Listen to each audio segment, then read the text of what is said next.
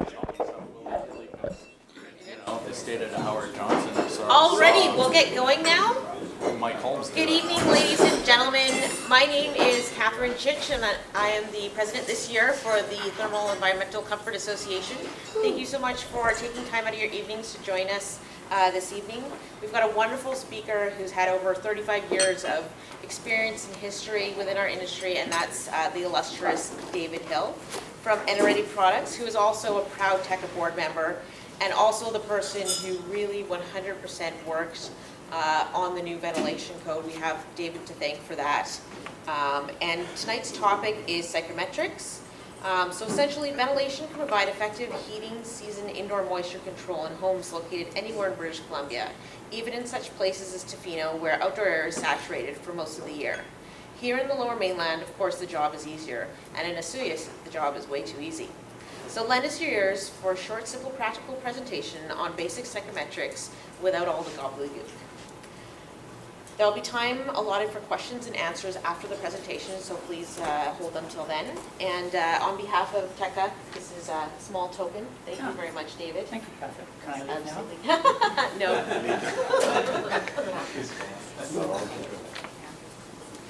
Yeah, thank you very much. It's a pleasure to be here. I guess I stuck my nose into this one because, as you may know, Gary Milligan and I have done presentations at the building officials AGM over the last 2 or 3 years, both at Kimberley and Richmond and then Richmond again. And this was a talk that I offered to do because some of the inspectors were starting to wake up to the fact that they really didn't know much about moisture inside houses. Well, having sat down for a couple weekends and preparing a talk, I thought I'd be very, very proud to share that with you. So I've got a grand total of 32 slides, 2 props, and someone built me a stick man. Who do I thank for the stick man? No one's going to claim knowledge of the stick man.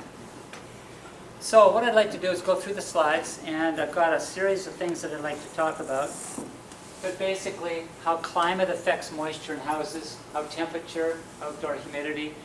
And I'm going to use 4 cities of Tofino, which is the wettest in the whole province and the mildest. Its design condition actually is +2C.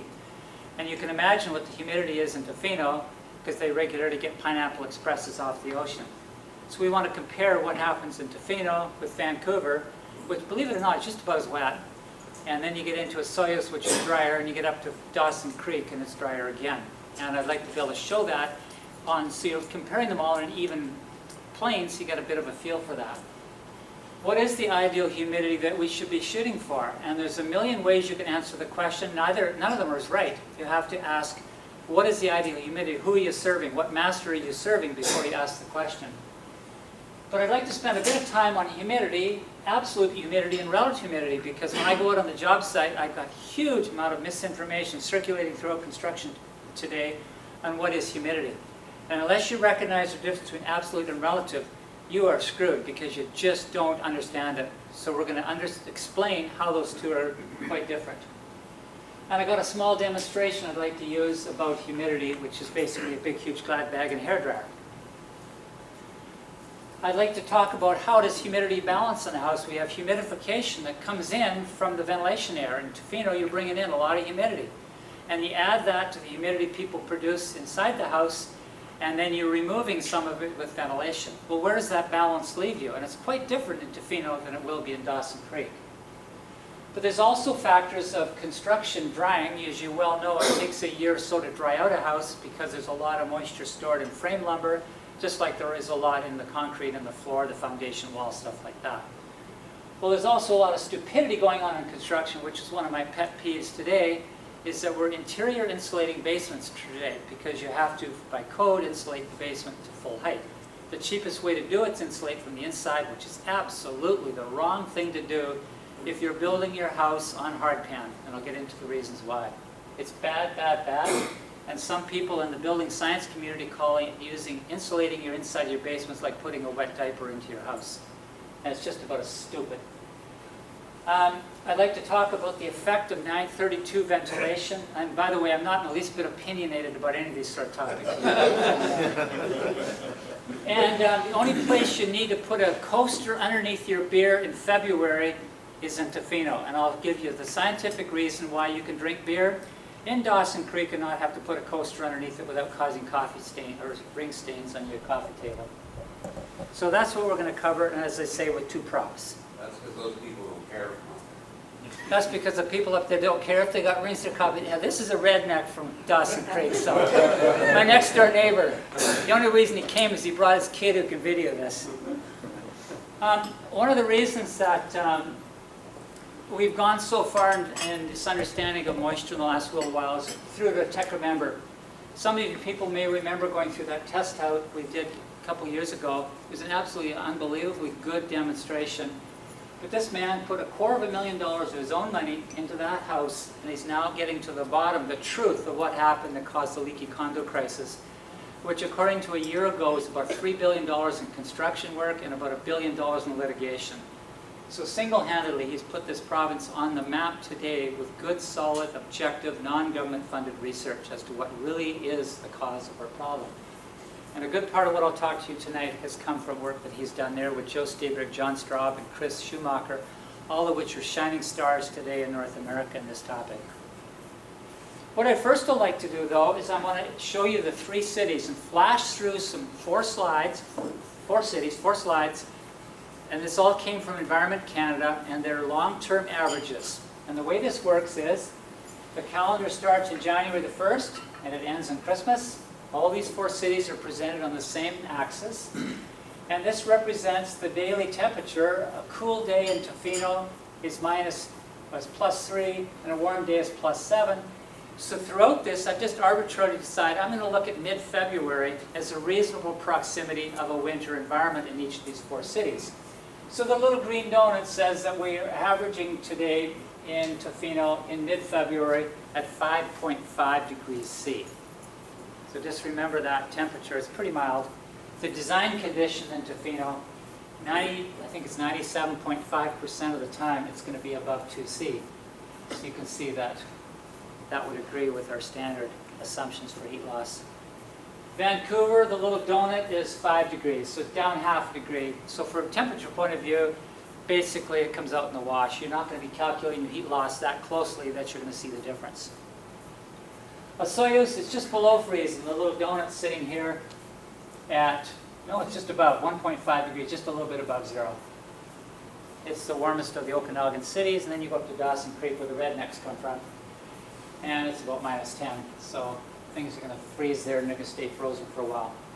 So that gives you a little bit of an idea what's happening in 4 cities in that particular Valentine's Day of the year. What I'd like to do now is go back to Environment Canada and look at the relative humidity in each of these 4 cities. And I don't quite understand all the statistical way in which it's plotted because they're trying to give what they call daily average relative humidity percentile bands and crap. But basically the bottom line is Tofino is wet as hell. No big surprise if any of you ever camped in Tofino, camped on the beach. You're not quite sure whether you're having mold for breakfast or sand, but it's a mixture of both. But the humidity there is sitting just about 93%. It's pretty high. Vancouver's hot on its tail. Believe it or not, it's 83%. You never really think that this city is wet, but in the middle of the winter when the sun doesn't shine, we basically are being almost drowned with humidity that's pretty doggone high, 83%. So it's only 10 points below what it is in Tofino. And when you go to Osoyoos, it's not that much lower. Believe it or not, it's 74%. These are, fairly high numbers when you think Tofino, or not Tofino, but Osoyoos is on the edge of a desert. But still, in the summer, it's still sitting here around 40, 50, 60%. But in the winter, it's 74%. So they're actually not that different. They're down a little bit. And Dawson Creek is 68%. So there isn't a huge span of temperature differences between those 4 cities. So you have to start looking at the combination of the effects is where we're going with this. This was stolen from a slide in a Boston seminar this year, but I thought it was good enough to show it even though it's pretty poor quality. The comfort zone for humans is thought to be somewhere between about 25% and 65%. And you can argue until the cows come home of what's the proper answer, but it's a pretty wide span. And human beings are to be reasonably comfortable in that. If you're down here and you pat your dog, you electrocute the poor bugger. You pat him, then you touch his nose, and you get a 1/4 of an inch to his nose, and they don't like that shit. And if you go up into here, you get all sorts of mold growing in the closets in the back corners, because any idiot today who builds and puts a linen closet outside a wall ought to be shot, because the linen value, the clothing in the closet, is actually more value than the R value in the wall outside of it, and you can end up with mold causing your clothes to actually stick to the wall. It's quite impressive when you first see it. This is, unfortunately, it's got a lot of lines on it, but underneath it's all very simple. Willis Carrier did an awful lot of work in air conditioning almost 100 years ago. And it really was rather neat what he did. He put a whole lot of information onto one piece of paper that anyone today who does anything to do with heating, dehumidification, and ventilation uses as part of their daily work. It's very, very simple. On the bottom axis of this graph is temperature, and it goes all the way from nothing up to hot as hell. The one thing that I personally got was out of ASHRAE. It's a plasticized version. I find it really good. You can write on it, or I just put it in the photocopier machine. It's 11 by 14. Then I can write on it for individual jobs. It's kind of useful. On this side here, it's what we call absolute humidity. And absolute humidity is measured in grains of moisture per pound of dry air. In other words, it's how much moisture you're actually stuffing into a cubic foot as measured by weight. It's not a relative term, and this is where we confuse things in construction today, is moisture in the air can be measured two ways. It can be measured in absolute terms, literally by measuring weight, or you can measure it in relative terms.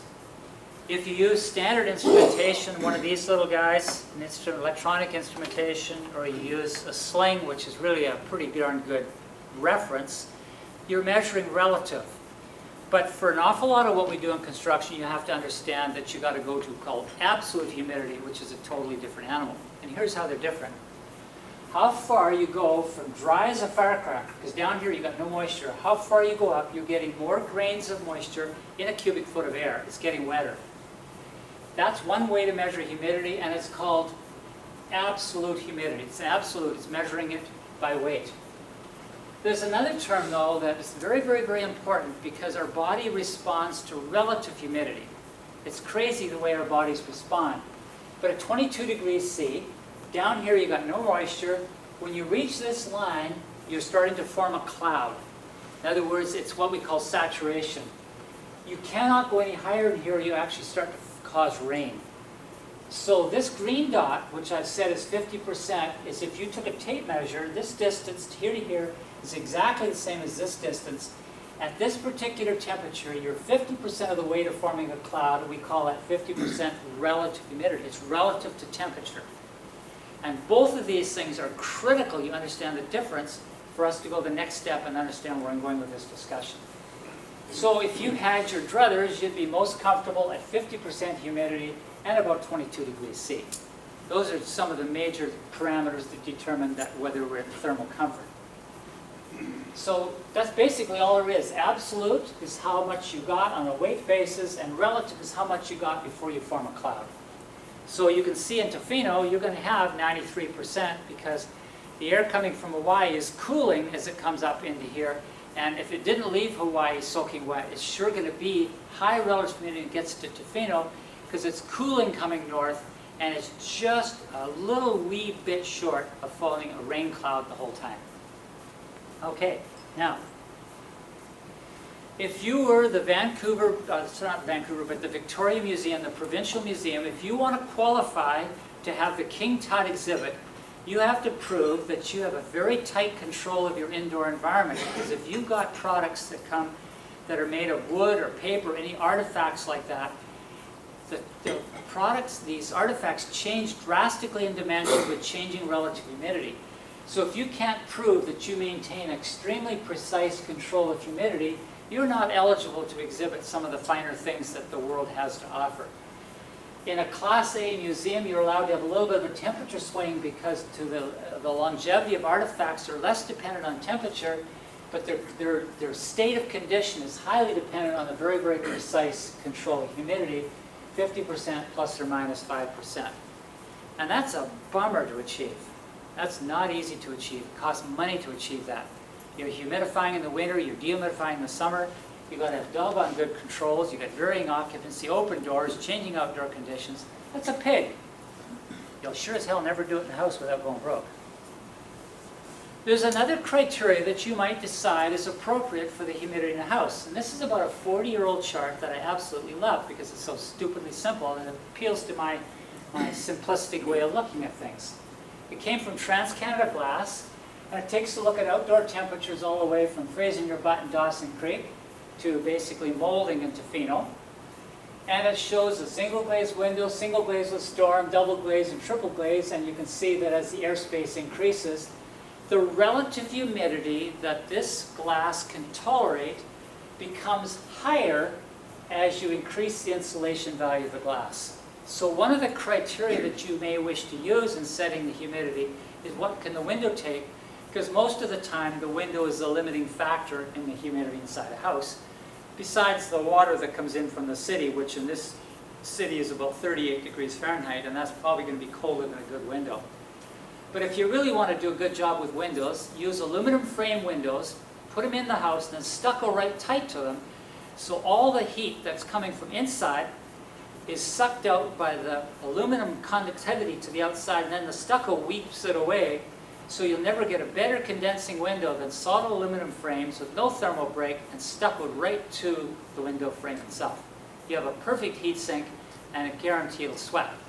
The only way to make it better too is put heavy drapes on the inside so that your window gets even colder and therefore it's not getting any advantage of the room warmth. To offset a lot of that stupidity in the heating business, we put heat underneath the window because by warming the window by a curtain of air from the inside, you can warm up the inner glass and you can tolerate more humidity than you would otherwise do. So this is one criteria for setting the interior humidity, and that is based on what can the house take.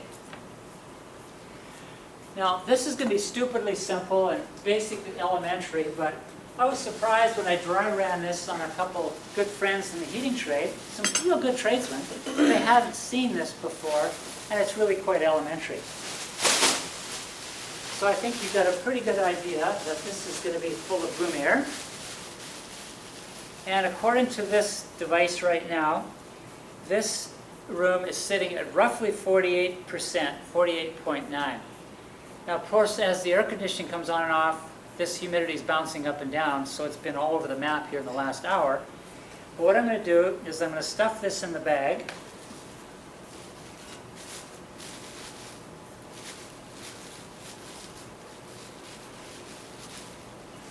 And lo and behold, it's not really changing. Amazing, isn't it? So, if I add a little bit of heat to the bag, and I'm in a fine line here between melting the bag and actually getting the job done. But I'm starting off at 49.6 degrees, 49.6% RH. And if I do this right, is the humidity in the bag going to go up or down? It's going to go up. Well, first of all, I'm screwing your heads because I used the word humidity and I didn't say whether it's asking the question absolute terms or relative terms. So in absolute terms, is the humidity in the bag changing? And the relative humidity, what's it going to do? Well, if I did this properly, I guess I suppose I don't really care now if I blow this bag to rat shit. Yeah, it's going down a little bit, but I don't want to waste your time. The message is, if the absolute humidity stays the same, and why can you be sure the absolute humidity is staying the same? Why are you convinced that that's true? The moisture can. This is not a perfect vapor barrier. Tin foil would be better, but it's damn close to perfect. So that for the time frame that we're playing with right now, the grains of moisture that are in this bag right now cannot get in or get out, and therefore the absolute census is pretty stable. So if I raise the temperature, the relative humidity has to go down because the warm air can hold a little bit more. So you get the message? Absolute and relative are completely different animals, but they're still talking about the moisture in the bag. Don't let anyone ever bullshit you from this moment on. If they don't use the term relative or don't use the term absolute, right away you have a clue they don't have a freaking clue what they're talking about. Okay. Next. This came to Don Fugler. He's a personal friend of mine. He worked in research in CMHC for many, many years. In my opinion, he's extremely credible. He's come out here and spoken to TECA 2 or 3 times over the last 20 years, and he's extremely good in air filtration and in moisture problems. What he did is he tried to put on a relative term, Canada-wide study, the significance of the moisture produced in houses by people. Cooking produces a quart. Gas cooking produces more, simply because there's moisture in the combustion of the natural gas. If you have plants and showers, but you know the one here, the bull in the china shop is people. People are evaporative, cooled, unvented combustion appliances. We burn cornflakes, and when you burn cornflakes, you give off carbon dioxide and water. The only good thing about humans is they have no ability to produce carbon dioxide. You can't kill you people in your family. They're somewhat self-correcting. So basically the bottom line is normally 4 people is the dominant moisture source. But if you want to be stupid, you can make other things a lot bigger. Going back to putting people on another axis right now, you can take a look at a new house. The thing I like best is when people have a house that's built in a wet summer and they turn on the heat in the fall, all hell breaks loose when that heat, first of all, hits the framing lumber. You get a huge amount of moisture. On the Vancouver Island, you can dry firewood in your house and you can have a very serious mold and mildew problem if you dry enough firewood. And you can have a damp basement, uncovered crawl space. This is my pet peeve right now because if you go to West Vancouver, every time it snows and melts in Cypress Bowl, that water runs through a whole bunch of houses between the mountain and the ocean. And it's not the bulk water that bothered me so much, is that because people are concerned about that and they're starting to wise up. But the problem is when you build your footing on a hard, undisturbed layer, the water sitting at the bottom on that hard, undisturbed layer is wicking up through your foundation. It's very, very, very serious. And in my opinion, it's going to cause the grief of very serious significance when we wake up to it in the building industry. Just a case and example, one of our ex-employees lived in a little location here on Capitol Hill, which is on a shelf between the height of Capitol Hill and a level section before it then drops to the P&E. He lived in here and his house was full of mildew for 15 years when he lived there. He finally decided to knock it down and build. The interesting thing was, on a June day, I went there with my sister, and he had a pump pumping the foundation. They were pumping 6 gallons a minute, and it hadn't rained for 3 or 4 weeks, because he was draining Capitol Hill westward through his property. But all he had to do was capillary break his foundation, and his new house has been absolutely wonderful. The bottom line is, and this is Don Fugler's point, is that when you build a house and you have a monopore with your footing in the foundation wall, the rising damp is horrific. And concrete will support rising damp literally to hundreds and hundreds of feet because the pore structure is so tight, it will just go. Anyone today who builds like this on hard pan and inside insulates the blanket of insulation, even with the proper professional damp proofing, is completely missing the side of the footing and the bottom, and they're just inviting disaster. It's just idiotic construction practice. Okay, so let's go back to take a look at the psychometric chart and try to put some of this random information back together. What I've done is I've taken the 4 cities that we looked at before and I've placed them on the psychometric chart in both the temperature in which they're in February and the humidity level in relative terms, and that's represented by this red dot, this orange dot, this green dot, and this moldy dot, which is Tofino.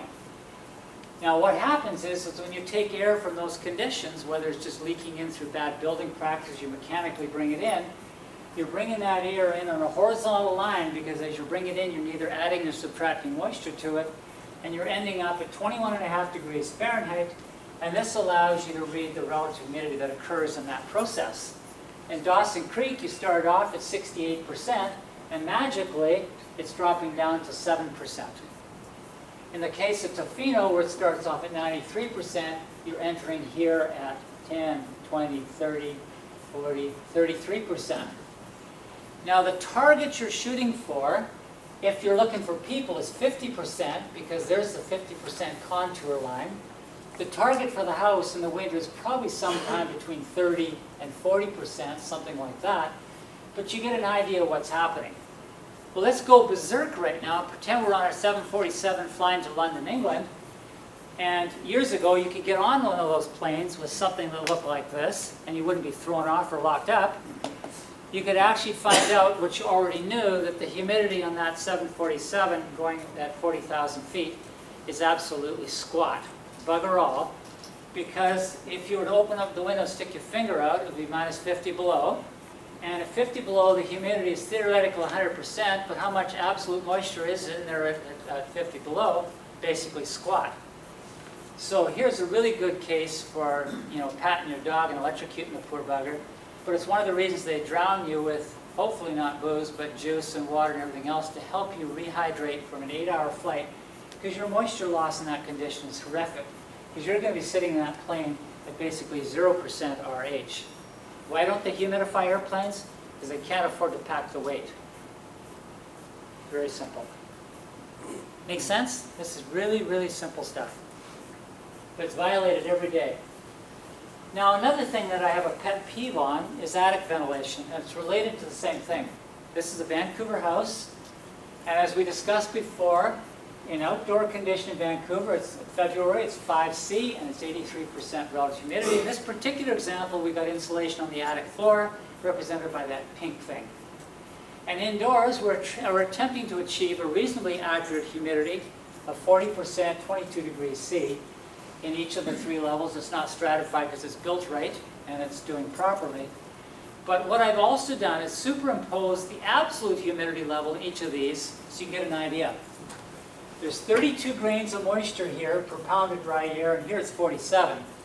What happens if you leave the attic hatch off or you don't seal your plumbing stacks at the layer where it goes through the pink? What happens? You can imagine that if there's 32 grains now and it's 83%, do you think it would take too many more grains before you're at 100%? Well, I would hazard a bet right now that probably 30 or 40%, you probably know better than me, Einer, 30 or 40% of the 3-floor walk-up apartments in this lower mainland have wet attics. And they'll be wet on the north side sheathing, probably not in the south side sheathing, because the north side sheathing radiates to the night sky. The south side gets occasional sunshine, maybe 1 hour in 4 months. But just enough that it actually bakes it enough that the moisture doesn't accumulate in the 3/8 on the south, but it generally accumulates on the 3/8 on the north. And you'll see attics full of water.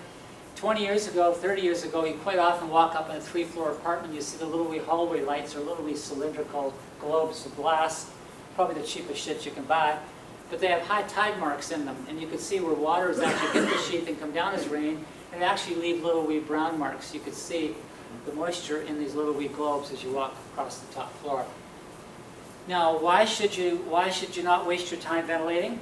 In my personal opinion, ventilation of an attic worked very, very well 30 years ago when we didn't have a whole lot of pink shit up there because the attic was then warm, and when you have warmth, you could ventilate and get a drying effect.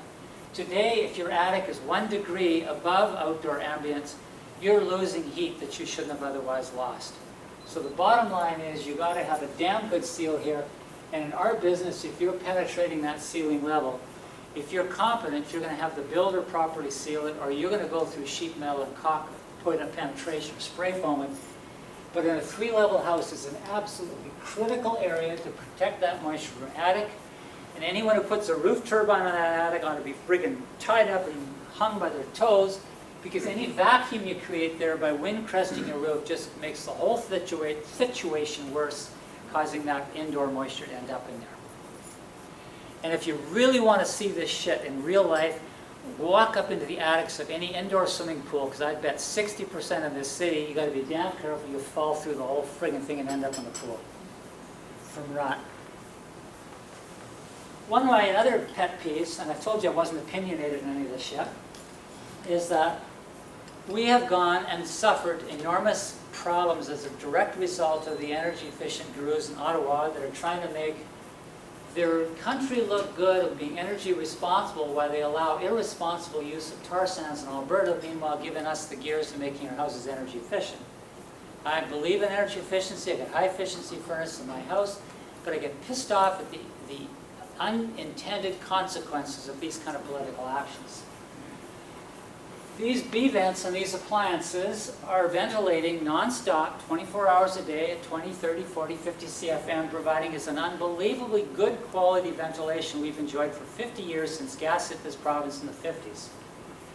This kind of shit, this efflorescence, is very, very common in houses, and I hate to see these insulated from the inside because it just makes matters worse. But a good reason that we don't have all these moisture problems that we know are occurring here is we've had draft diverters to get it out of that basement before it has a chance to get into the back closet of your house. We've been getting a ride for 50 years on good quality ventilation provided non-stop, 24 hours a day, virtually constant flow by draft diverters.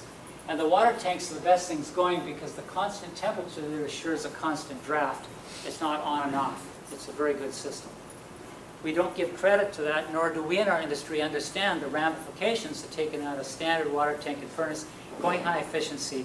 Because if you do that and the house is on the threshold of moisture, look out, and you want to properly prepare your customer for what he has to do. This was a goofy thing that I did years ago to try to illustrate the number of different things that have to play in a house for humidity. So if I'm not going to offend the artist who decided to have fun with my blocks, what I'd like to do is do a little experiment. This represents the humidity in the house. If I put things on this side, it will show the house will respond by having its humidity lowered. If I put things over here, the house is responding by its humidity rising, and I'm just taking an arbitrary 40% as a starting gate. So I got this little wee block, and it's called a single level slab on grade block.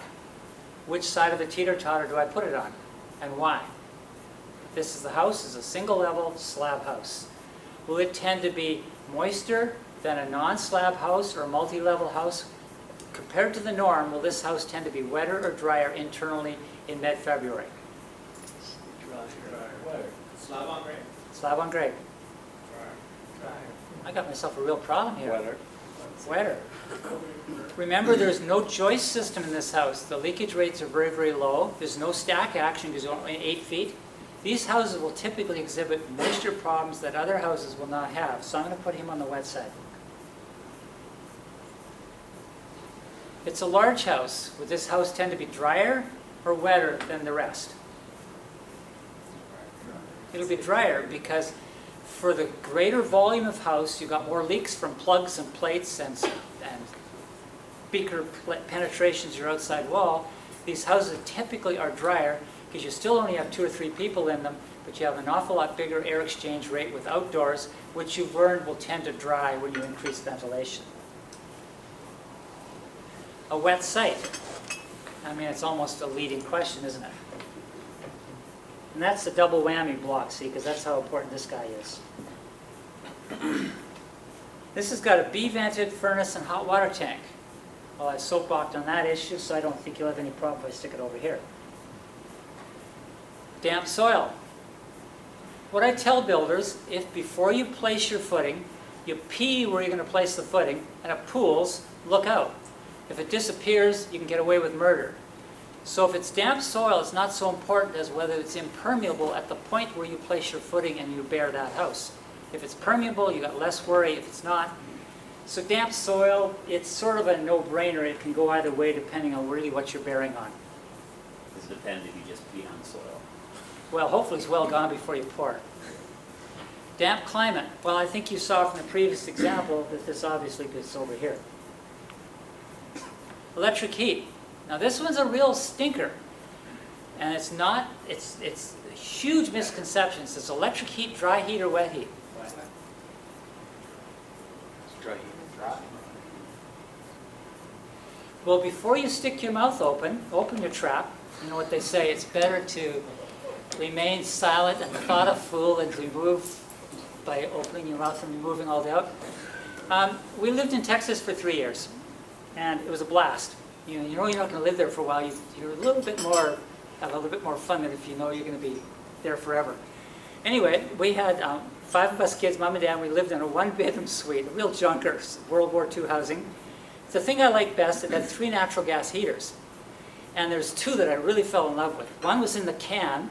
A little wee porcelain thing on the wall opposite the toilet, so you could sit there and it would warm your knees and your pants are down. You could almost fall asleep in the can, which wasn't good. There was 5 people going to share it with you, but it was really quite nice. But the heater I liked the best was the one in the living room because it had a rubber hose running from the petcock in the wall directly to this unvented gas heater, so you could take it off, blow it in balloons, and send them up in the sky. But the interesting thing is down there, these heaters were unvented. So natural gas heat is wet heat because it was humidifying the building. So by default, electricity is dry heat. But see, unless you go back to that history, it's hard to understand why electric heat is called dry heat. Because here it's called wet heat because you don't have a chimney with electric heat. So typically, if you got an electrically heated house, your humidity level is much higher than if you had a B-vented gas-fired water tank and furnace heating it. So I'm going to put electric heat on the wetting side because while it doesn't add moisture, the effect is with the loss of ventilation to a chimney, it really belongs over here. Insulation. Now this is a sleeper. Is insulation adding moisture, or is it making house drier, or making house wetter?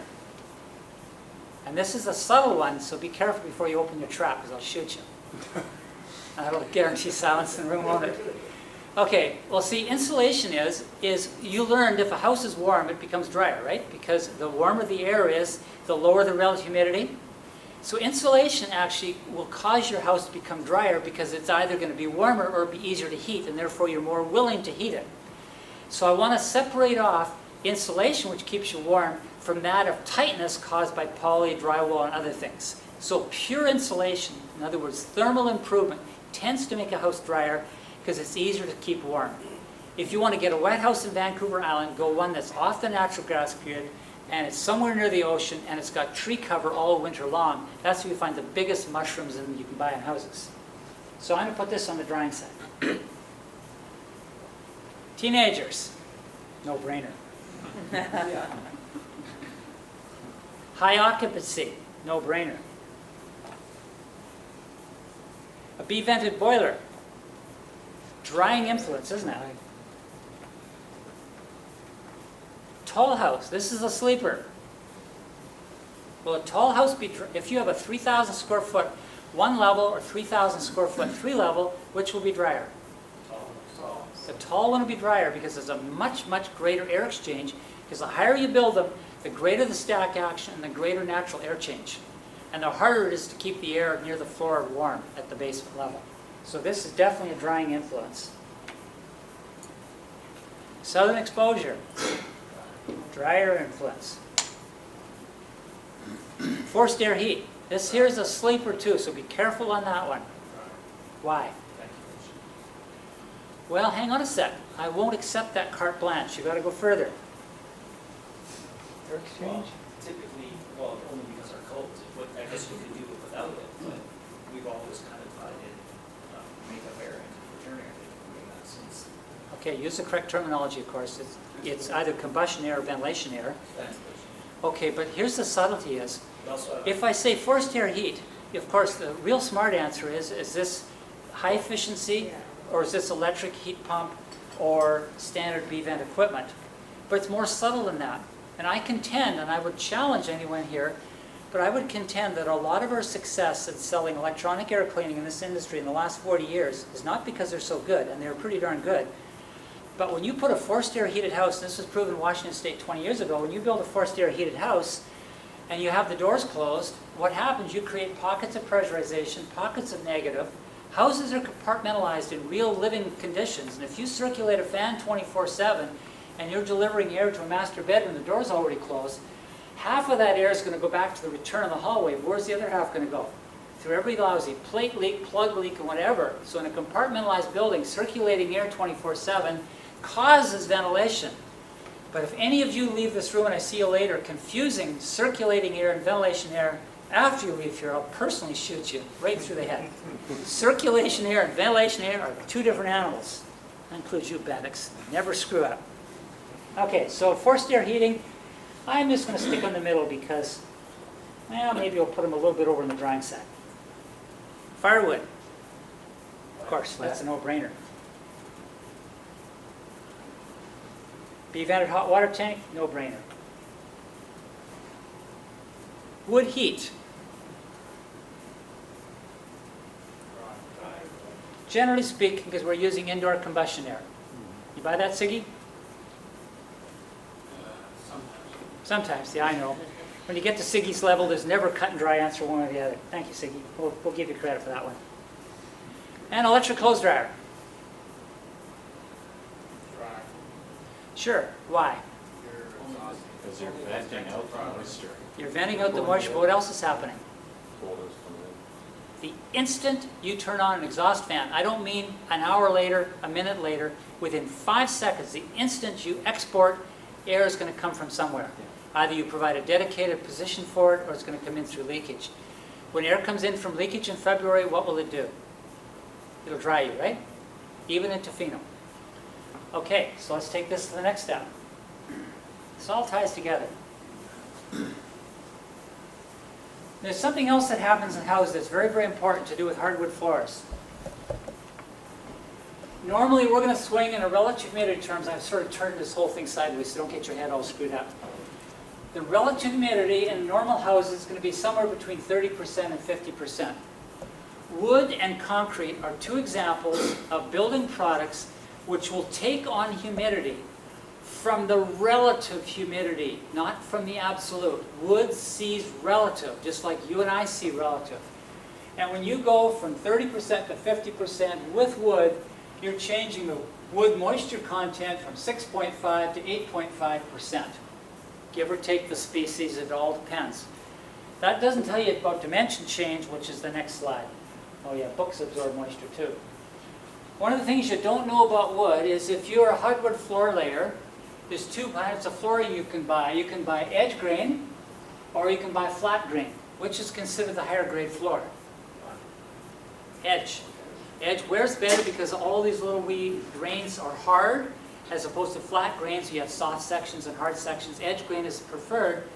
But the neat thing is it only changes within that same relative humidity difference. It only changes 4% on the edge grain versus twice as much on the flat grain. So if you want to cause cracks in your flooring, buy cheap flooring, lay it when it's whatever condition, and the season will cause it to change its dimension.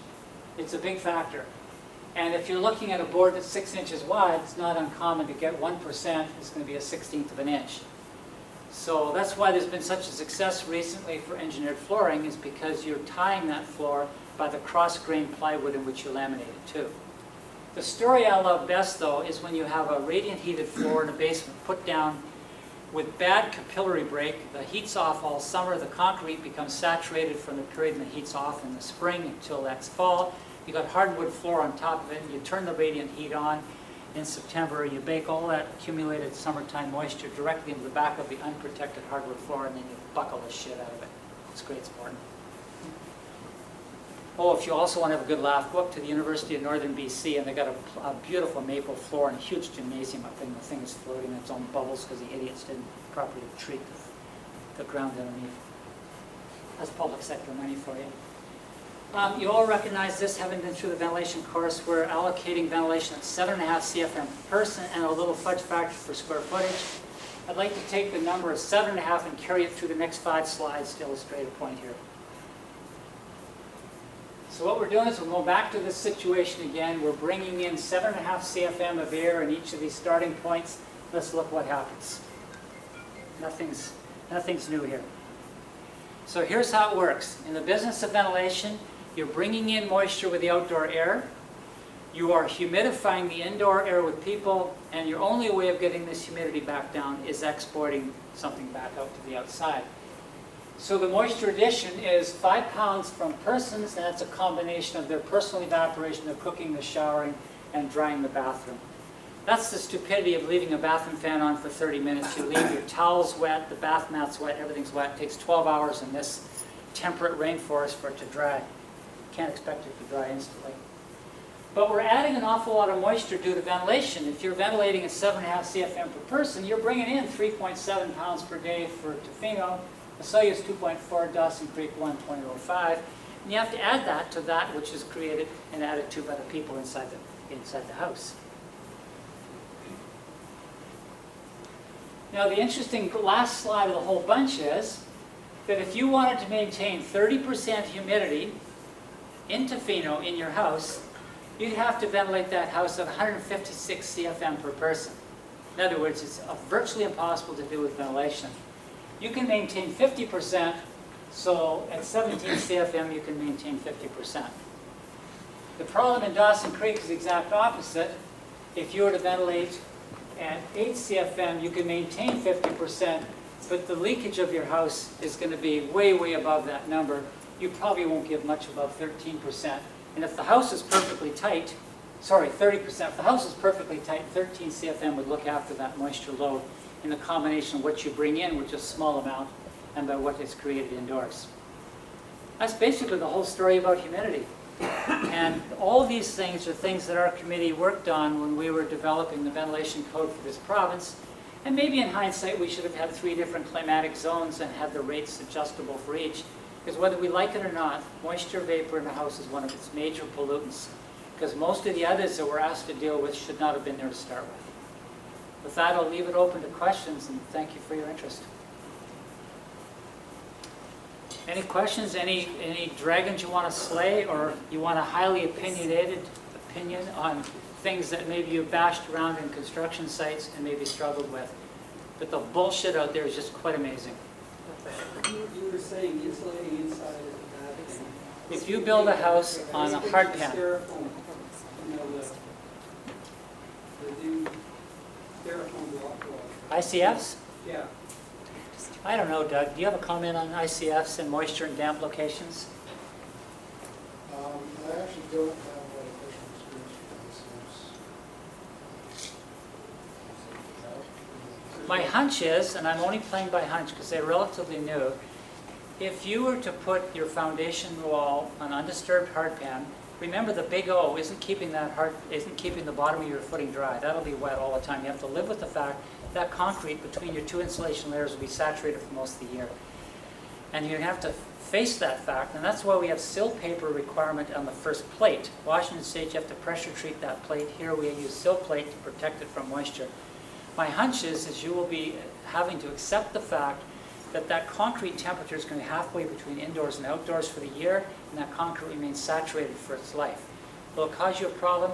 Probably not, because the diffusion of that moisture from that saturated concrete inward through 2 inches of styrofoam is so much reduced, I don't think it will cause a problem. But I, for one, sure as hell wouldn't want to put poly on the inside of that styrofoam, because white beadboard is still relatively porous in the scheme of things over 5 years.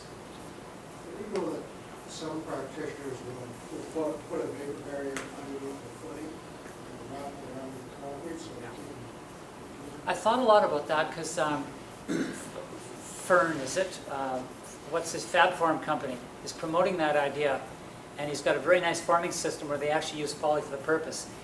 I suppose if the polyethylene is absolutely perfect, it's not penetrated, it would be okay, but my concern is that what you're doing is you're putting poly, which isn't going to be perfect after you pour on it, on top of something that's soaking wet. So while I think it will attenuate the amount of moisture that's waking up from the footing, and the fact you now have a footing that's shiny as hell and less surface area than if it's poured and raw undisturbed, I think they're all steps in the right direction. But I think the only proper answer is to lift that footing up on crush, put your big O at the bottom of the crush, and capillary break into the bottom of the footing. And then poly at that point would be superb because you've got a capillary break and you prevent the fingers of the new pour from reaching down and grabbing moisture out of your undisturbed, at least if you have 4 or 5 inches of crush. Just a personal opinion because I'm not a structural engineer. Doug's been building and using new technology now in this province for 30 years. I didn't want to grade you prematurely, Doug. That was self-inflicted, dude. Any other comments or questions you want to blow this popsicle stand? Yes, Charles. So what's the answer here, David? High humidity isn't healthy. Low humidity, I guess, has some health risks as well. But what can we as HVAC contractors do to help situation, or is this more of a building construction? No, you can do something, Charles. The builder is the biggest wild card in here because if he builds like we do in Vancouver, you have a house that's completely out of control and there's not a hope in hell you're going to control the indoor environment. We have the reputation of building the leakiest stuff in the world, and I don't think we've even learned how to put a bat in and do it properly, with the exception of a few builders. So we are right now trying to condition the city rather than condition our house. So let's say the builder's got enough intelligence that the comfort and economy of his customer is going to be, number one, controlled by the integrity of the air barrier and the insulation barrier of the building. Okay, so let's say he's got a tight house. We therefore have the ability now to have a fighting chance within our industry of controlling the environment for Mrs. Smith's comfort. then I think we've got to be an awful lot more careful that we don't overventilate, because even in Vancouver, you can drive people out and blow them away like, dust. We've got to look at ventilation very, very carefully, ask the question, what are we ventilating for, and start looking at much, much lower rates. That's one of the reasons we went down in the code, although to cater to national interests, we did go and put a square footage factor in. But yeah, you got to be careful you don't overdo it. And build it properly, and just completely get rid of this rising damp problem, because it's a very serious health problem, to say nothing of the subsequent problems it causes when the moisture builds up from that source. Then in over-drying, would it be beneficial to add humidification for those? If you're going to build 10,000 square feet and put 2 people into it, I don't think you've got a choice. And in Whistler, where they build leaky as hell because their post and beam architecture is impossible to properly seal, and it's dry as a firecracker and people aren't there for 6 months of the year, you may be forced to, but you've got to be careful in Whistler, because if you humidify and you have all these bypasses to the attic, you can cause serious damage in an attic. So humidification is a double-edged sword. You've got to be very, very careful with it. And you only want to humidify houses that are built well enough to keep it within the conditioned space, for the reasons I explained of getting into the attic and wrecking havoc. I can go on for hours. You guys are bored. Get out of here. Thank you, Catherine. Before everybody leaves, just a couple of quick announcements. Thank you again, David, very much. It's been a wonderful evening having you speak for us. Just a couple of quick notes. We are looking for contractor members. If there's anybody who is interested in becoming part of the TECA board, we hold meetings, we meet every month, and we try to assist with the way that the industry is going and putting it up to a better standard and level. Also, TECA will be exhibiting at the Psyfex Roadshow October 15th at the Burnaby Villa Hotel, I believe, and Conference Center. Registration is free. There's free seminars and apparently free food, which is always a good thing. And if, last but not least, if you could leave your name badges on the table on the way out. Oh. With any luck at all, Russ Roper has been talking to a gentleman that is absolutely awesome on acoustics. He's going to contact this man for possible speaking in November, but from what I hear and what Russ has learned from him, any one of you guys that are dealing with venting problems, noise from your venting systems, or dealing with air conditioners and heat pumps, you'll have rocks in your head not to hear this guy from the way Russ describes the depth of knowledge this guy's got. So if you can put it together, and we'll give you lots of notice, this will be one you will not want to meet or not want to miss. Alrighty, and finally, thank you very much, Andrew Dyke of Barclay Sales, with his April air demonstration at the back of the room. Everybody have a great night, and we'll see you in a couple months from now. Thanks.